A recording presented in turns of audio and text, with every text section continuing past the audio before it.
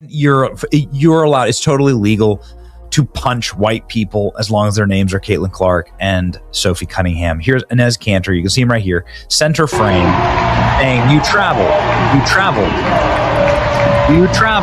and they didn't call it. Now watch. The entire Sky team, the entire team walks the length of the court. What the mainstream sports media, the television networks, and the WNBA executives are desperately trying to hide from you right now is not just another ordinary basketball game. What you are about to hear is the anatomy of a crime scene. What happened last night inside that arena will go down in the history books as one of the most disturbing, chaotic, and completely unhinged nights in the entire history of professional women's sports. You probably saw the quick highlights on Twitter, or maybe you heard a few rumors, but I promise you the truth is 1,000 times worse. The television networks were reportedly instructed to cut the live camera feeds. The play-by-play announcers were told through their earpieces to go completely silent, but they could not stop the cell phone footage. They could not stop the leaked and censored details from pouring out of that arena. We are talking about local heavily armed police officers physically storming the hardwood in the middle of a professional game. We are talking about franchise players literally screaming and crying in the tunnels in pure unadulterated panic. We are talking about a brutal, unprovoked physical attack on former NBA star Inez Cantor by an absolutely out-of-control Natasha Cloud, and right in the middle of this apocalyptic chaos, after being violently targeted by the Chicago Sky and disgustingly betrayed by her own head coach Caitlin Clark, finally snapped. She did not just get mad, she did not just complain to the referees, she activated a terrifying cold-blooded God mode and unleashed a historic 37-point revenge tour that completely destroyed Dejonae Carrington's career on national television. You think you know the whole story? You have absolutely no idea. Buckle up, lock your doors, and pay very close attention, because here is the raw, uncensored, horrifying truth of the night the WNBA almost burned to the ground. So the other day, kind of talking about this, how Caitlin Clark just takes a beating from them, bro. Like, how? This is not a basketball, really ain't a contact sport like football and many other sports are. But for her to be going into these basketball games with clean arms, clean shoulders, and then come out looking the way she look is diabolical, bro. It's just diabolical, bro. I ain't gonna hold you. And I don't know, man. We just got to keep Caitlin lifted up in prayers. But we have to talk about the drama that took place in this basketball game today. It's so much. It's so much, guys. Hold on. Let me get this switched over for you guys, because it's just so much drama. I don't even know where to start. Oh, this is Dejonae Carrington trolling Caitlin Clark. Let's just start here. She brings a defensive mentality. Look at her. Look at her.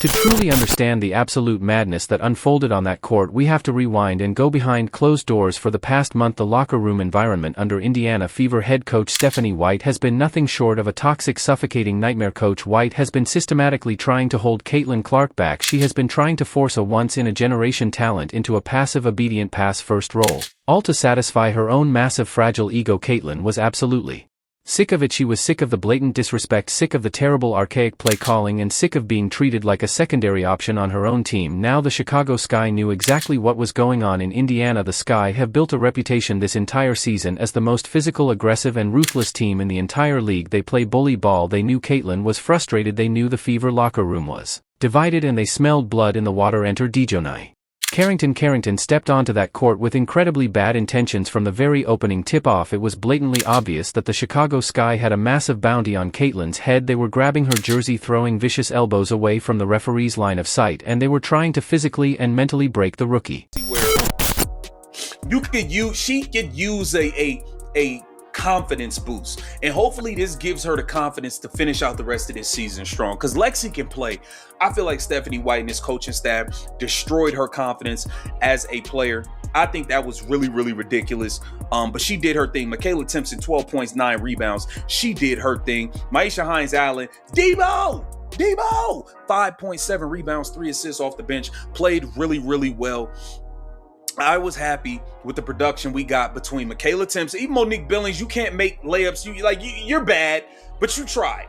You tried. And even Mercedes Russell, you're bad, but you tried. You know what I like about all of y'all? Y'all give the damn ball to Caitlin. And then the unthinkable disgusting moment happened in the middle of the second quarter. Completely away from the basketball, Dejounte Carrington delivered a sickening blindside cheap shot directly to Caitlin Clark's ribs. It was a vicious, calculated and malicious hit designed to injure and intimidate Caitlin. Hit the hardwood hard. She stayed down. The entire arena collectively gasped in horror. But do you want to know the most disgusting part of this entire sequence? Coach Stephanie White did absolutely nothing. She stood on the sideline, folded her arms across her chest, and simply watched her franchise player get assaulted. She did not demand a technical foul. She did not scream at the referees. It was a total cowardly betrayal, but Stephanie White's cowardice was about to trigger an absolute unprecedented war. Look at her, salty. Pick your face up, Dejounte Carrington. I think you left your mascara on the floor, too. Watch this. Creating an advantage here. You got Watch Caitlin. Bust your ass! Look at Caitlin! Look at Caitlin! Oh no! Oh no! Look at Caitlin. Dejounte Carrington picks up a foul on Caitlin Clark. Look! But she brings a defensive mentality. Look at her! Look at her! That'll be the first personal on Dejounte Carrington, the referee. Look at her! After that call. Look at her! Damn fool! She like a damn fool. What a game, bro. What a game. Bro, this pass. So you got Carrington, Cardoso. Look at the trap on Caitlin on this one, y'all. Look at the trap on this. Watch the basketball IQ of Caitlin on this play, guys. I just want you guys to watch the basketball IQ. And look right. Watch Caitlin. Watch Caitlin. Look, it's 1, 2, 3 defenders. Look, 1, 2, 3. You fucking idiots. Y'all are idiots. Watch this. KK, there you go. Bah! While Coach White stood frozen like a statue, someone sitting in the VIP courtside seats had finally seen enough of the disrespect. Former NBA giant Enes Kanter, who was in attendance specifically to support Caitlin Clark, and the Fever absolutely lost his mind. Kanter stood up from his front row seat, pointed his massive finger directly at the Chicago Sky bench, and started ruthlessly trash-talking Dejounte Carrington. He called them out for their disgusting, cowardly bully ball tactics, and his voice echoed through the silent arena. The Chicago Sky players absolutely snapped. Natasha Cloud, completely losing all sense of reality, professionalism, and basic human decency, charged toward the sideline. She did not just yell back at the former NBA player, she physically lunged over the scorer's table toward Kanter. It was absolute bedlam. It was a riot in the making. The officials blew their whistles frantically, their faces pale with panic, but the situation had already spiraled completely out of control. Players on both benches were screaming at the top of their lungs. Some of the younger rookies on the bench were literally seen crying in terror as the physical altercation threatened to spill into the stands. The stadium roared with a deafening, terrifying mix of panic, confusion, and bloodlust. The GOAT. The best thing since pants with pockets. When the last time you put on a pair of pants and walked out the house and they didn't have pockets? It's been a long damn time. It's been a long time. Caitlin Clark was unstoppable, showing you why. Even though there's sabotage. Aaliyah Boston, gone. Michaela Timpson, pick and roll, 5 straight baskets for Michaela Timpson in the pick and roll. Aaliyah Boston, the one that don't want to set no picks, the one that don't want to pass Caitlin Clark the ball, the one that don't want to do no handoffs. Maybe your ass need to sit down for the rest of the season, because I kind of liked how Kelsey and Caitlin look together without you. I'm just going to be honest. I think they look quite nice without Aaliyah Boston not getting any rebounds, missing layups, not passing, not setting screens. How about you just sit down until this season is done, Aaliyah? How about that? Because I don't be seeing $6 million out there. I be seeing you out there playing like hot dog water, garbage. Anywho, we got to get into this game, man. Caitlin Clark put on an absolute Clark show, baby. She tore them up from post to pillar. We're going to get into the highlights, but we got to get into some of these performances, man. Caitlin Clark, 37 points, 10 assists.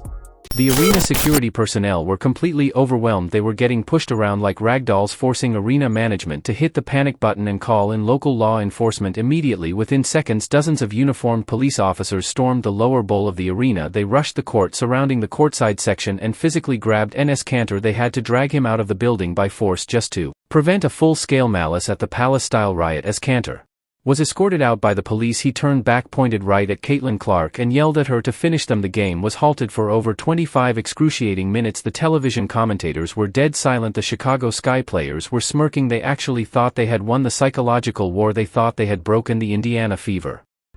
So by the left's definition, Enes Kanter can absolutely play. Now, he was nearly attacked outside of the arena in Chicago by angry Chicago fans. I'm not touching him. I'm just saying, fuck you, bitch. You were sorry in the league. You were sorry in the league. Sorry ass. You were sorry in the league. You were sorry in the league. You didn't even do good in this league. Sorry ass. Sorry. No, you ain't good. You ain't good here. You ain't good here. You got the police with you. Man, you're a kid. I hope she sees this, bro. Really, I hope she sees this. The phenotypes, the physiognomy never lies. Never lies. The cankles, the knees touching each other, flipping off Enes Kanter, yelling at him while you can barely get up the stairs. The male feminist, right? The DSA member right here. Anyway, Enes Kanter says in 20... The police finally cleared the floor and the dust settled. The broadcast cameras slowly zoomed in on Caitlin Clark's face. She was not crying. She was not looking for sympathy. She was not complaining to the refs. She was staring directly at Dejounte Carrington and the Chicago Sky bench with a cold, soulless, dead stare that would send shivers down the spine of an assassin. When play finally miraculously resumed, Coach Stephanie White absolutely terrified of the chaos and desperate to keep her job tried to call a timeout to run a slow conservative play to calm the game down. What happened next was the ultimate undisputed act of defiance. Caitlin Clark looked directly into Stephanie White's eyes, shook her head, and completely ignored the play call. It was a live television mutiny. Coach White's jaw dropped. Sophie Cunningham, who was absolutely boiling with rage over the cheap shot on her teammate, walked up to her point guard and simply nodded. The two of them silently agreed they were going to burn the Chicago Sky to the ground, and they did not need their cowardly coach to do it. The God mode was officially activated the very moment the ball was inbound. Caitlin Clark morphed into an unstoppable, terrifying offensive weapon of mass destruction. She did not just want to score points, she wanted to publicly, brutally humiliate Dejounte Carrington on the very first possession. Caitlin waved everyone away and isolated Carrington at the top of the key. So, this was Enes Kanter's situation with Natasha Cloud during the game. Let's And right before the break, this was the scene inside Wintrust Arena. Look at him. Look at him. Look at him. She forgot she was at a game. She forgot she was at a basketball game. Look at her. Look at her. You talk all that stuff on the internet. Look at him.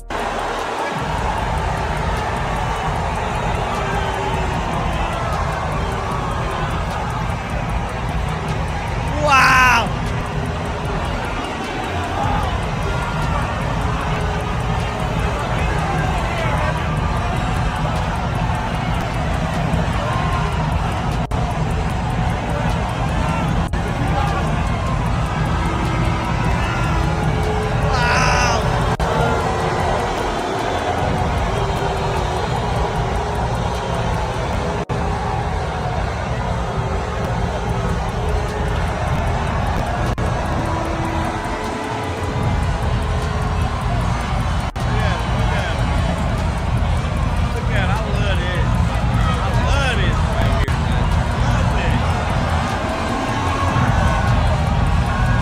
Police is escorting Cantus. With a vicious lightning-fast crossover, Caitlin Clark completely snapped Dejounte Carrington's ankles, leaving the supposed elite defender stumbling backward and falling flat onto the hardwood. Caitlin actually paused. She stood there, stared right down at the fallen Chicago Sky defender, and then casually drained a deep 30-foot logo three-pointer. Splash! The arena erupted into absolute pandemonium, but Caitlin was not even close to being done. Sophie Cunningham turned into a merciless brick wall. Enforcer every single time Carrington or Natasha Cloud tried to recover on defense. Sophie set bone-shattering legal screens that left the Chicago players bruised, battered, and gasping for air on the floor. It was an absolute masterclass in psychological and physical basketball revenge. Lexi was doing her thing today. She played 26 minutes. And this is a game for Lexi where she could use a confidence boost, and hopefully this gives her the confidence to finish out the rest of this season strong, because Lexi can play. I feel like Stephanie White and his coaching staff destroyed her confidence as a player. I think that was really, really ridiculous. But she did her thing. Michaela Timpson, 12 points, 9 rebounds. She did her thing. Maisha Hines-Allen, Debo, 5.7 rebounds, 3 assists off the bench. Played really, really well. I was happy with the production we got between Michaela Timpson, even Monique Billings. You can't make layups. You're bad, but you tried. You tried. And even Mercedes Russell, you're bad, but you tried. You know what I like about all of y'all? Y'all give the damn ball to Caitlin Clark, unlike Aaliyah Boston. And that is good with me. Now, before we get to the Caitlin Clark highlights, we got to get to this crash out. I always tell y'all, A1 Hall of Fame crash out. A1 Hall of Fame crash out. Natasha Cloud lost her mind on Enes Kanter today. Caused the whole big scene. We got to get into it. Hold on. Before we get to the Caitlin Clark highlights. Natasha Cloud. 6-point basketball, Chicago State.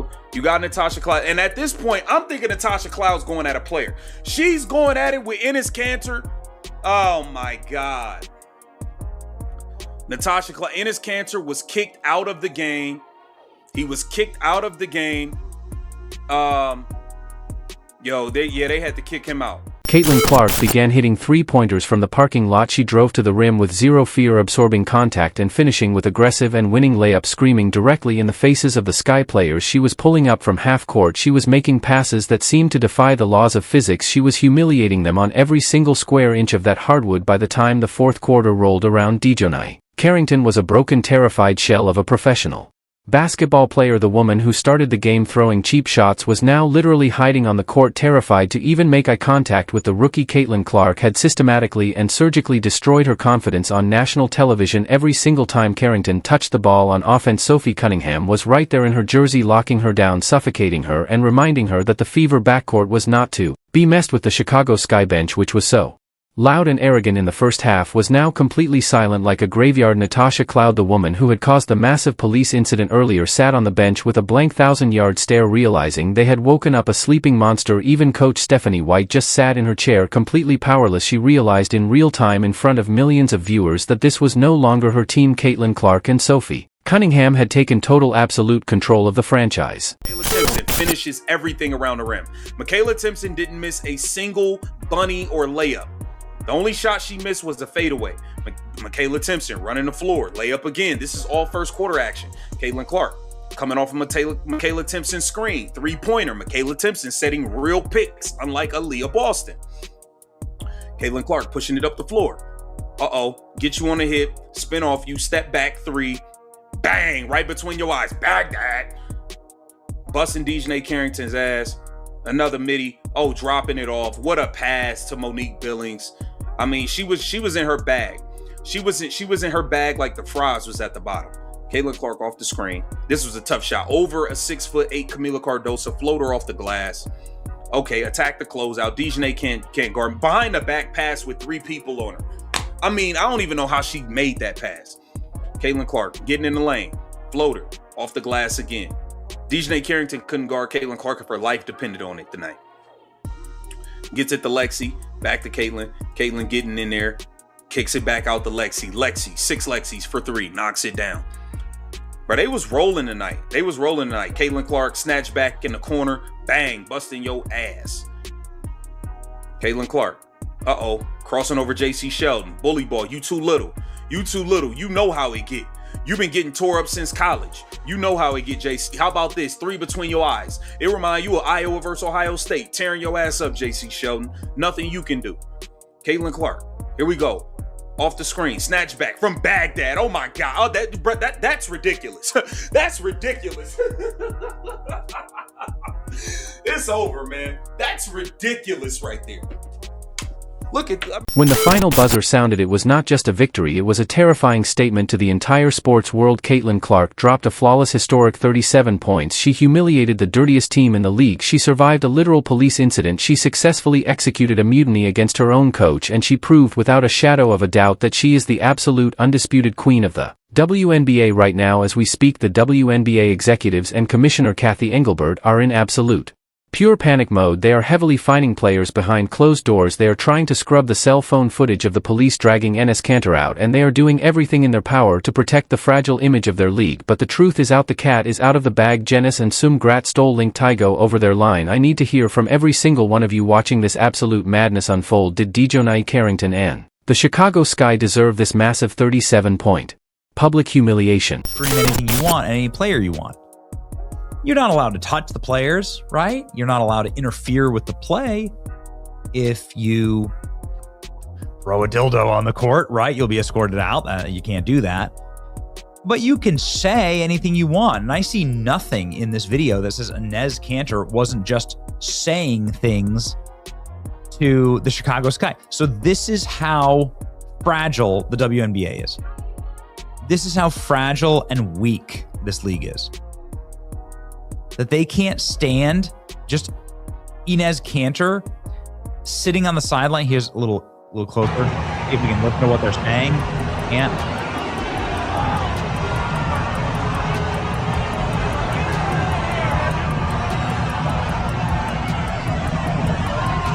It looked like what they were doing is they were looking for a reason to kick him out. So they're looking for a reason. And they found one, which was that he just was talking some smack from the sideline. That's it. That's all. Transphobic and hateful WNBA fans. Look at this. Sophie Cunningham. Bad at basketball and biology. Liberty to speak and stand. So it's like this has now become the new culture war flashpoint. And it's not going to get any better with this. Now that you know that you can be trolled. Again, if somebody has more information that he did more things, I need to see it. All I've seen is this. And all that's been broadcast is this.